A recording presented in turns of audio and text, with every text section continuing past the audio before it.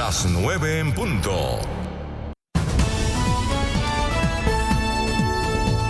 CMI, la noticia. Arranca racionamiento de gas en el Caribe. Inicia el jueves, termina el lunes. Ecopetrol descarta importación de gas el próximo año.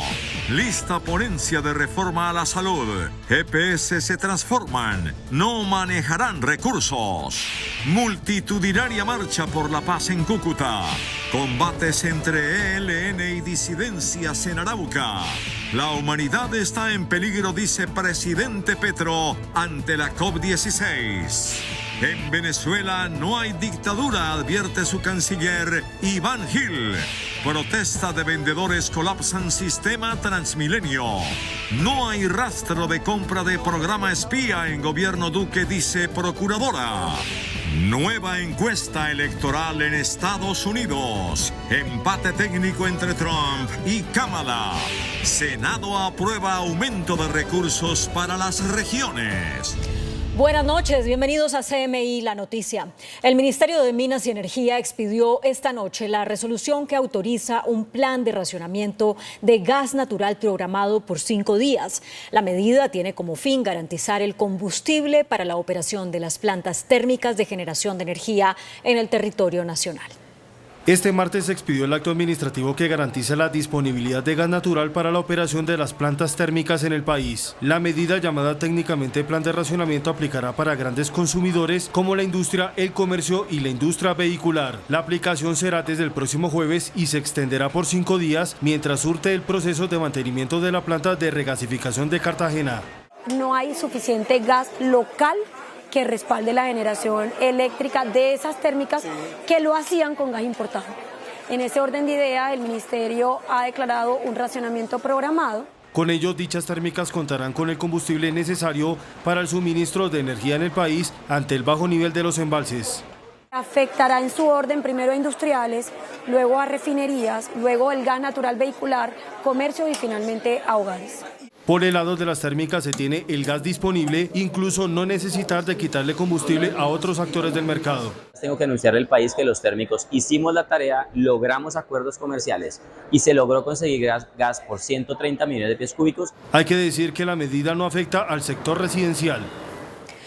El presidente de Ecopetrol, Ricardo Roa, informó que no será necesario hacer importaciones adicionales de gas en 2025.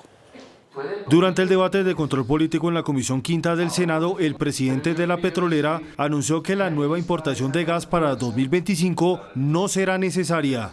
Según explicó el directivo, se implementaron medidas para garantizar el abastecimiento y cubrir los faltantes que se tenían para el próximo año. Ya el balance nos da que respecto a la infraestructura existente hoy para importar gas, respecto a nuestra demanda, respecto a nuestra capacidad de producción y los hallazgos nuevos que se han anunciado, no va a haber necesidad de importar más volúmenes de gas en el país el año entrante. El presidente de Ecopetrol defendió la gestión al frente de la empresa al señalar que las inversiones se mantienen para la ejecución de varios contratos vigentes de hidrocarburos. Nos faltan este año ya llegar a los 275 millones de dólares, que es la meta para este año. Superado 2025, Ecopetrol ya adelanta medidas que garanticen el gas natural a partir del 2026.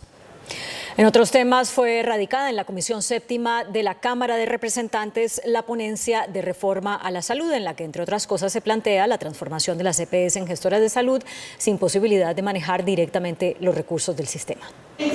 La reforma a la salud iniciará su trámite en el Congreso, pues ya fue radicada en la Comisión Séptima la ponencia que trae varias modificaciones al sistema. El más notorio es la transformación de las EPS en gestoras. Con ese nombre no manejarán directamente recursos. Se establece que las gestoras van a cumplir un papel supremamente importante en la gestión del riesgo en salud y en la gestión operativa, pero no van a manejar los recursos financieros ni van a ordenar el gasto. El ponente también explicó que otro punto está centrado en la atención primaria para los pacientes. Se logra establecer que la atención primaria en salud va a ser la estrategia principal, de tal manera que la salud llegue al territorio, llegue a la casa. El gobierno, a través de la ADRES, será quien maneje directamente los recursos. Eso se da porque el sistema de salud se financia con los recursos, con los impuestos y con las cotizaciones de los colombianos, por eso no pueden haber autorizaciones como las que hoy imponen las EPS que terminan convirtiéndose en barreras de acceso. La próxima semana iniciaría el debate en la Cámara de Representantes. El actual superintendente de salud, Luis Carlos Leal, dejará el cargo. En su reemplazo llegará el actual director del Instituto Nacional de Salud, Giovanni Rubiano. El médico y exconcejal Luis Carlos Leal, quien hace poco más de 8 meses había asumido como superintendente de salud, dejará el cargo y en su reemplazo será nombrado Giovanni Rubiano, quien es hasta hoy y desde que comenzó el actual gobierno el director del Instituto Nacional de Salud. El saliente superintendente Leal tuvo a su cargo la intervención de grandes EPS como la nueva EPS con 11 millones de usuarios y Sanitas. El relevo en la Superintendencia Nacional de Salud se produce en momentos en que el gobierno se alista para defender ante el Congreso de la República un nuevo proyecto de ley de reforma a la salud.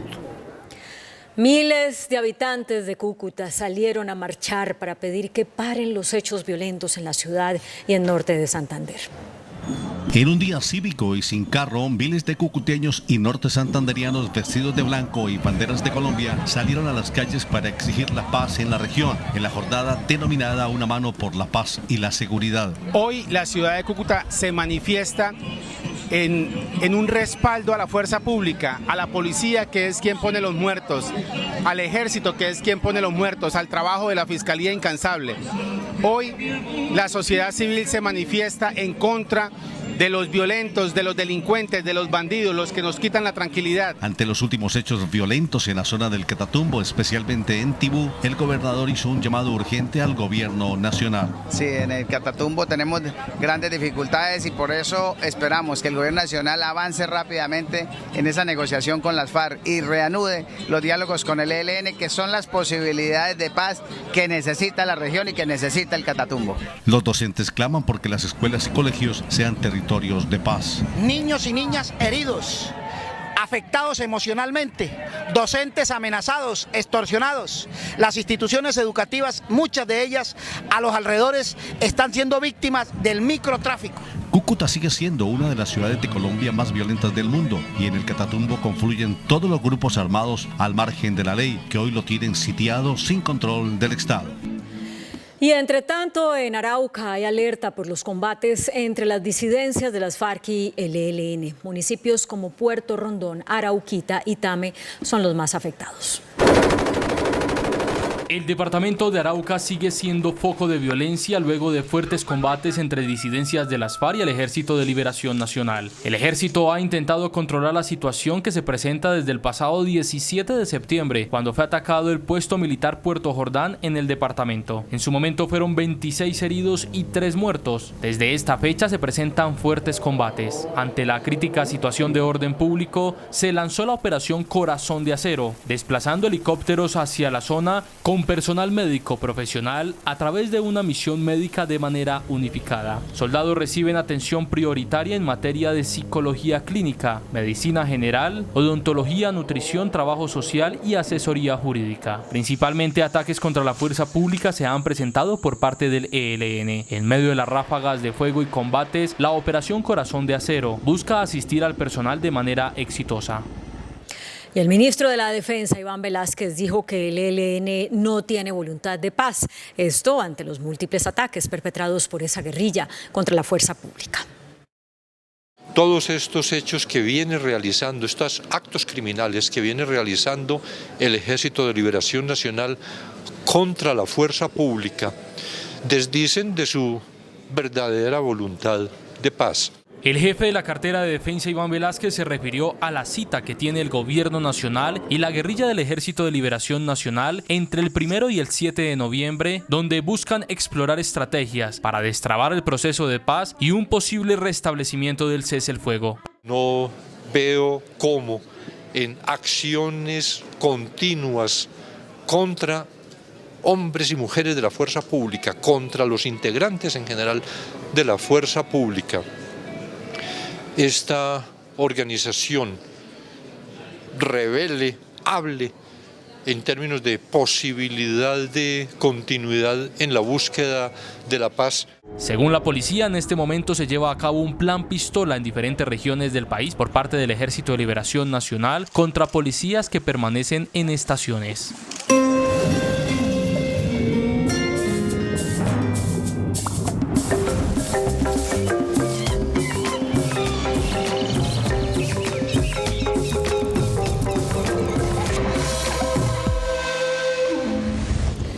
El presidente Gustavo Petro dijo en el marco de la COP16 que las grandes potencias no contribuyen en la lucha contra el cambio climático y la protección de la biodiversidad.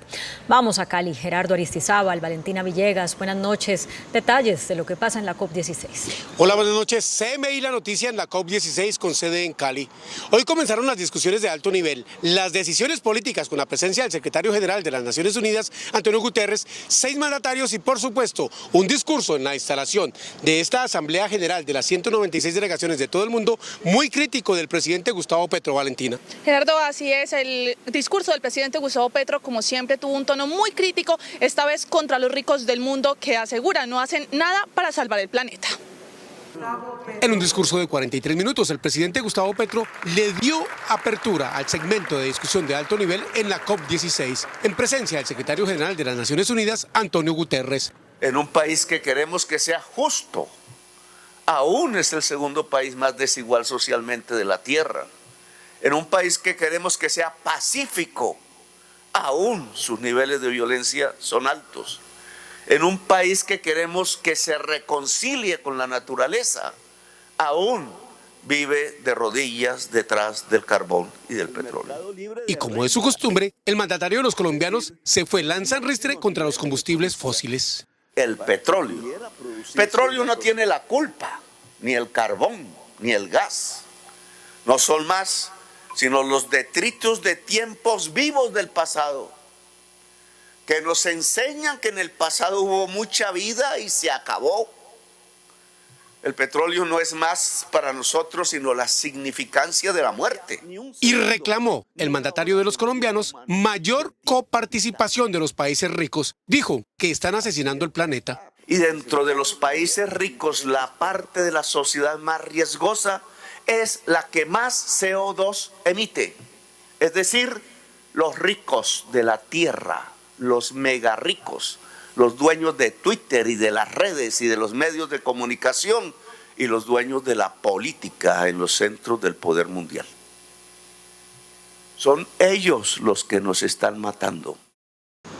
Y el secretario general de las Naciones Unidas tuvo una breve intervención de 5 minutos en español y luego en inglés. Expresó su preocupación porque dice que la humanidad está acabando este planeta donde habitamos sin mayores cosas que hace de verdad, efectivamente, para salvarlo. Además, tuvo un tono muy parecido al del jefe de Estado. Esta vez cuestionó y criticó lo que hace la humanidad para salvar el planeta.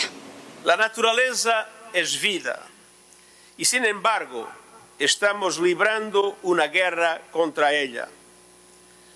Una guerra donde no puede haber vencedores. Cada año vemos las temperaturas subir más y más. Cada día perdemos más especies. Cada minuto vertemos un camión de basura de desechos plásticos en nuestros océanos, ríos y lagos. No se equivoquen, así es como se ve una crisis existencial. Ningún país, rico o pobre, es inmune a la devastación provocada por el cambio climático, la pérdida de biodiversidad, la degradación de la tierra y la contaminación. En CMI La Noticia entrevistamos de manera exclusiva al embajador, al canciller de Venezuela, Iván Gil. El delegado del gobierno de Nicolás Maduro manifestó que su jefe no es ningún dictador, que en Venezuela ya se reconoció por parte del Consejo Nacional Electoral el triunfo para un nuevo periodo constitucional de Nicolás Maduro y manifiesta que no sabe nada de la muerte de Iván Márquez. El Consejo Nacional Electoral de Venezuela evidenció el resultado, el Tribunal Supremo evidenció el resultado, el pueblo de Venezuela vive el resultado, lo disfruta, hay una plena calma, paz, etcétera. Realmente en nuestra democracia hemos sido exitosos, ha sido reelecto el presidente Nicolás Maduro Moro y vamos a seguir avanzando. ¿Y el tema de las actas no les es indiferente? El tema de las actas, realmente lo que estamos diciendo es, ya el CNE mostró todo lo que tenía que mostrar, la ley venezolana ha sido cumplida en todo su rigor, realmente cualquier narrativa alrededor de eso no tiene ningún sentido porque ya el resultado fue mostrado, fue evidenciado, fue auditado por el Tribunal Supremo de Justicia. Muchos países dicen que lo que hay en Venezuela es una dictadura. Usted, que es el encargado de las relaciones internacionales, ¿qué le responde a esos críticos y por supuesto a la oposición? En Venezuela lo que hay es una democracia participativa, protagónica, una democracia revolucionaria, una democracia vibrante, viviente. Quisieran muchos países tener la democracia que tiene Venezuela, donde el poder popular es consultado para todas las materias. En medio de la agenda de la COP16, varios gremios del país se reunieron para elaborar un plan de acción para la biodiversidad. Varias empresas privadas crearon sistemas y procesos productivos que cuiden el medio ambiente.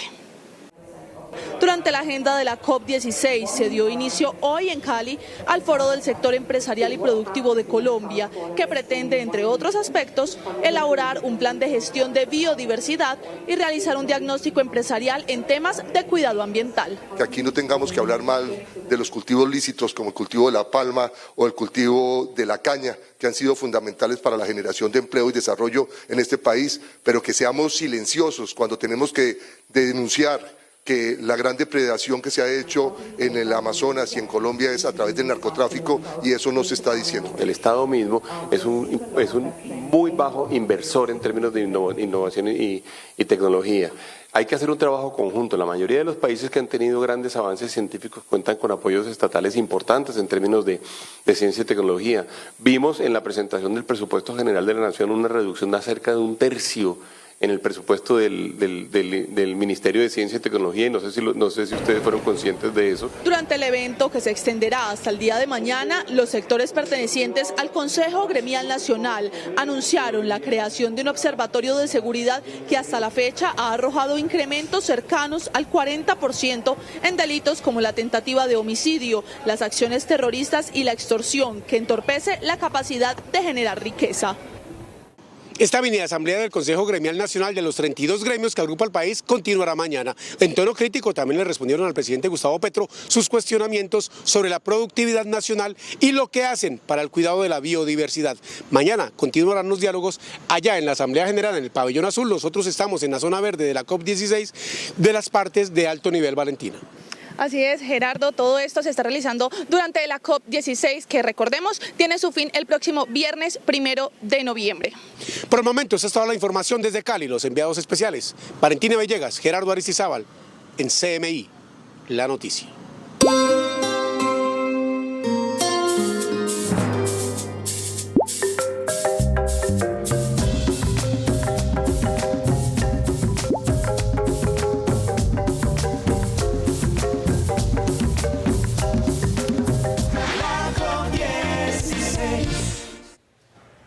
Más de 50.000 usuarios de Transmilenio resultaron afectados por el bloqueo protagonizado por vendedores ambulantes en el oriente de Bogotá. A los vendedores ambulantes que se ubican tradicionalmente en el túnel de la estación de Transmilenio del Ricaurte no les permitieron el ingreso, pues para la empresa es un riesgo inminente el despliegue de más de 100 comerciantes a diario, impidiendo el paso peatonal e incluso llegando hasta cocinar con pipetas de gas al interior del túnel. Existía una gran obstrucción a la circulación en el túnel y un gran riesgo inminente para nuestros usuarios. Más de 50.000 personas se vieron afectadas, pues el sistema de transporte masivo de Bogotá colapsó por completo, obligando a los usuarios a caminar hacia sus destinos. Personas que han bloqueado las calles alrededor, los corredores viales alrededor de la estación, han usado niños como escudos humanos y han puesto en riesgo la seguridad de más de 25.000 pasajeros a través de la facturación de más de 27 rutas hacia todos los lugares de la ciudad. Unos motociclistas que transitaban por la NQS fueron brutalmente agredidos por algunos de los manifestantes. Uno de ellos posteriormente fue capturado por la policía. La procuradora Margarita Cabello afirmó que no se ha encontrado evidencia de la compra del software Pegasus en el gobierno de Iván Duque. El presidente Gustavo Petro la acusó de mentir.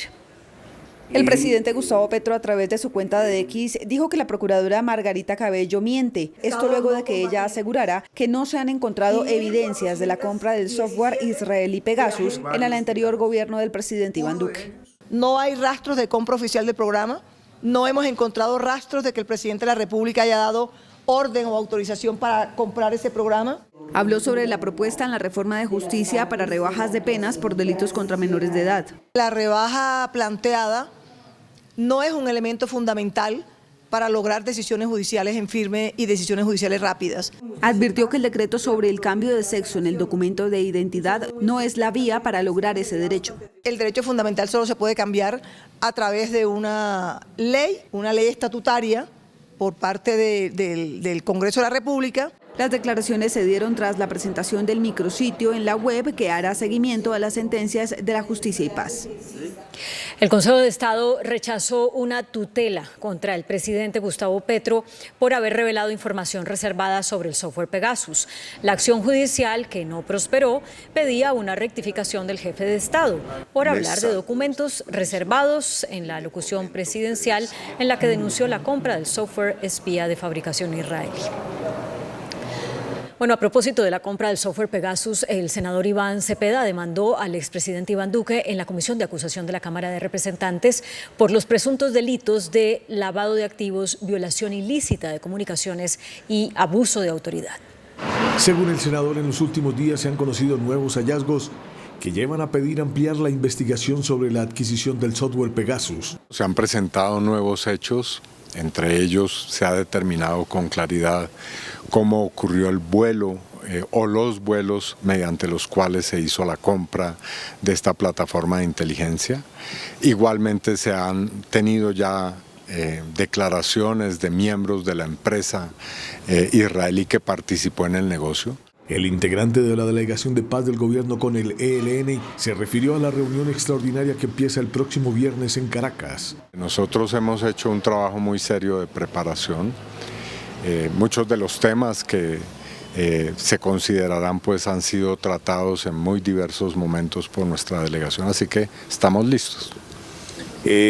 ¿Ve usted que pueda esta reunión servir para superar el congelamiento de la mesa, la crisis? Vamos con toda la voluntad para hacerlo, para tener un diálogo serio, constructivo con el ELN.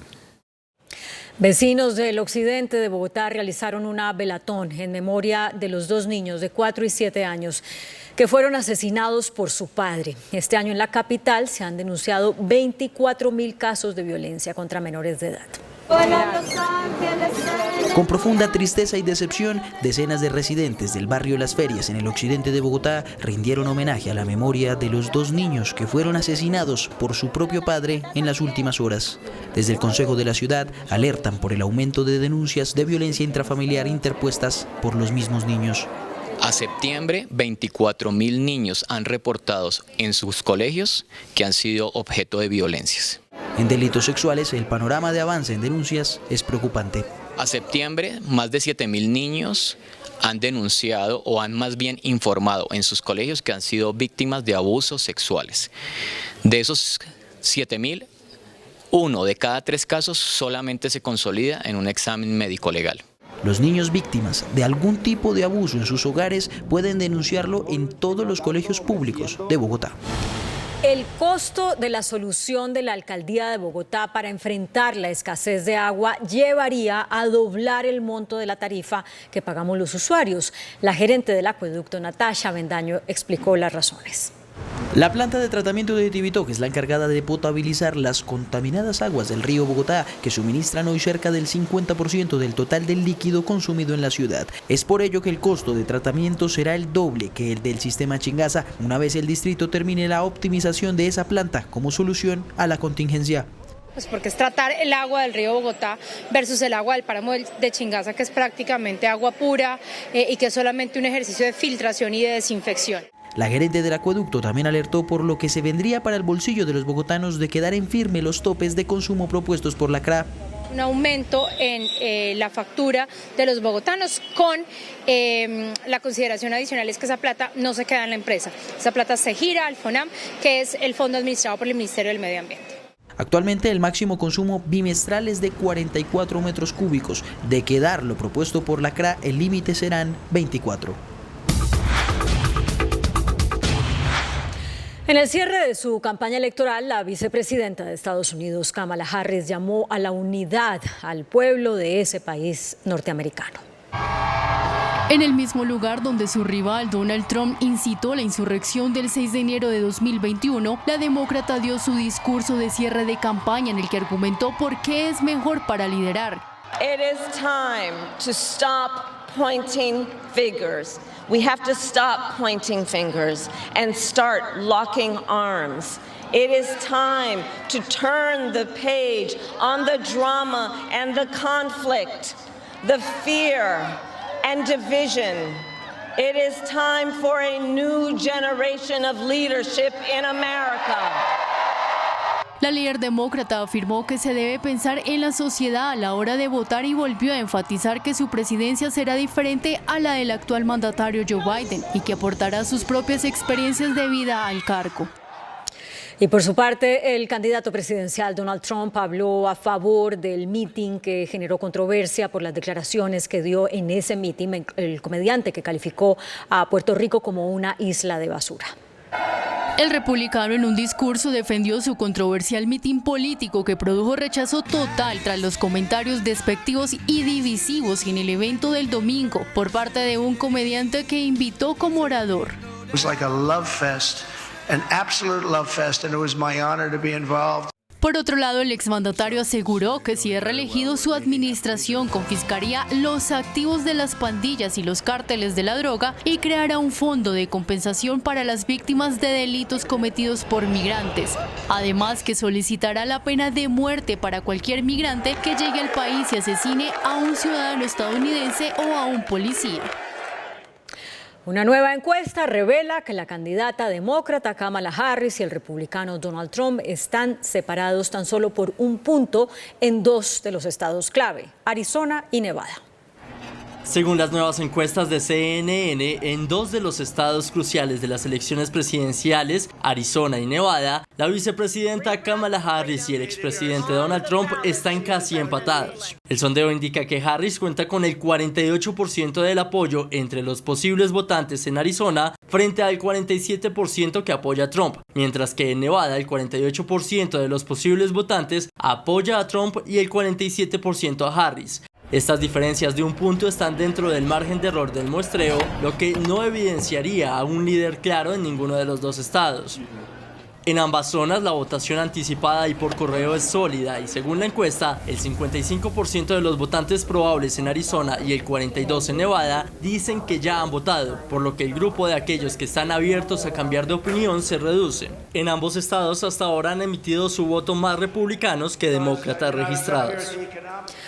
Nuevo ataque mortal en Gaza, esta vez en el centro de la franja. Un bombardeo del ejército israelí contra un edificio de 5 pisos en el que se alojaban palestinos desplazados desde el norte de la franja de Gaza causó al menos 93 muertes. El grupo paramilitar musulmán chií libanés Hezbollah designó a Naim Qassem como su nuevo líder. Qassem tiene 71 años y es uno de los fundadores de la organización. Se desempeñaba como secretario adjunto y fue un activo vocero desde que su antecesor Hassan Nasrallah redujo sus apariciones en público en el año 2006.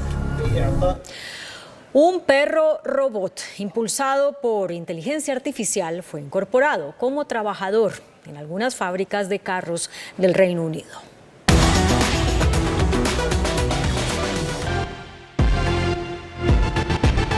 Un perro robot impulsado por inteligencia artificial está patrullando la fábrica de carros de Wolverhampton, al occidente de Inglaterra. El dispositivo se llama Rover y está construido con aprendizaje automatizado avanzado para navegar por los espacios de la fábrica de forma autónoma, escaneando equipos, monitoreando temperaturas y garantizando el buen funcionamiento del proceso de fabricación de vehículos eléctricos. El robot está equipado con 5 cámaras, una de ellas con capacidades de imagen térmica y un brazo versátil con el que puede abrir puertas, recoger herramientas y evitar maquinaria pesada en entornos industriales con mucha actividad. El equipo tiene una duración de batería de hasta 90 minutos y está producido por la empresa Boston Dynamics. La plenaria del Senado aprobó en sexto debate la reforma al Sistema General de Participaciones que aumenta la asignación de recursos para las regiones. La iniciativa dispone un aumento del 22 al 39% de los ingresos corrientes de la nación que son aportados a las gobernaciones y entidades territoriales para educación, salud y otros gastos. Va a ser en un periodo de transición de 12 años y queda sujeto a una ley de competencias. Si se transfiere más plata a los municipios, pues tendrá que haber más responsabilidades. La aprobación no estuvo exenta de polémica, pues hay congresistas y expertos que advierten que no hay claridad de cómo se financiará los nuevos recursos. Creo que aquí hay que tener un momento de responsabilidad. Bienvenida a la descentralización, ojalá la hiciéramos al derecho, hablando primero de las competencias, después mirando cuánto cuestan para poder decidir cuánta plata se gira. Uno de los ausentes en el debate fue el ministro de Hacienda, quien incluso previamente había cuestionado este proyecto.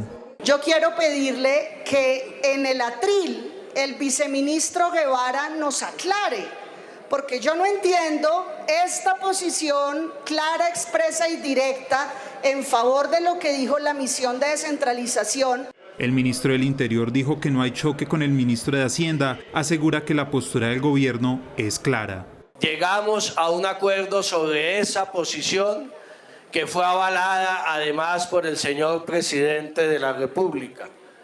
Y la posición es que el gobierno respalda este proyecto de iniciativa parlamentaria. La Cámara de Representantes tendrá la última palabra sobre el proyecto que dispone el aumento de los recursos para los departamentos paulatinamente en 12 años. Con multas que superan los 1.000 millones de pesos, la Superintendencia de Industria sancionó a grandes empresas procesadoras y distribuidoras de leche por no reconocer precios justos a los ganaderos. La superintendente de Industria y Comercio, Cielo Rusinque, explicó en CMI las razones que llevaron a este organismo a sancionar a 12 grandes empresas distribuidoras de lácteos por no pagar el precio justo a los productores. ¿Cómo fue la inspección y qué encontraron? Nosotros investigamos un lapso de aproximadamente 3 meses en el que se pudo determinar el pago por debajo del precio determinado según esa metodología ya establecida en el Ministerio de Agricultura y en lo cual no se reconocía lo que correspondería al valor de la calidad de la leche. Alpina, una de las empresas sancionadas, expidió este comunicado en el que manifiesta estar en desacuerdo con la sanción y anuncia que interpondrá recurso de reposición. Los concesionarios de vehículos rechazaron un aumento en los aranceles para los vehículos híbridos. Dicen que esto no es coherente con la política de transición energética. El proyecto de decreto puesto a comentarios por el Ministerio de Comercio, Industria y Turismo sigue recibiendo críticas por parte de la industria automotriz. La iniciativa que elimina los beneficios para los vehículos híbridos significa un alza en los aranceles para su importación del 5 al 35%. Gremios como Aconautos y Analdex sostienen que la medida no es coherente con la política promovida por el gobierno de transición energética. La industrialización no se hace por decreto. La industrialización se hace por convencimiento y por unas condiciones favorables que se le ofrezcan a los industriales. Asimismo, aumentará el valor de estos vehículos afectando las ventas del sector. Si ese beneficio se quita, pues imagínense el aumento de precio que van a recibir. Pues quiere decir que los híbridos van a ser incomprables. Se espera cambios de fondo en este proyecto de decreto. El índice de capitalización de la bolsa, que mide el comportamiento de las 25 principales acciones, cerró a la baja. El índice selectivo MSCI Colcap de la Bolsa de Valores de Colombia bajó 0,01% a 1.339 puntos. La acción preferencial de Corfi colombiana fue la que más subió, con una valorización de 2,29% a 13.400 pesos. La acción del Grupo Suramericana fue la que más bajó, con una pérdida de 2,89% a 33.600 pesos. La acción más negociada de la jornada fue la de Ecopetrol, al movilizar más de 6.000 millones de pesos, con una variación negativa de 1,42% a 1.735 pesos. La tasa representativa del mercado que regirá para mañana miércoles será de 4.367 pesos con 39 centavos. Los profesionales del cambio compran la divisa en promedio en 4.080 pesos y la venden en 4.130 pesos. Un negro cuesta 4.683 pesos con 80 centavos. La libra de café en Nueva York se cotizó a $2 con 48 centavos. El azúcar se transó en 22,9 centavos de dólar la libra. El barril de petróleo WTI se cotizó en $67.49. La referencia Brent para Colombia se cotizó en $71.03.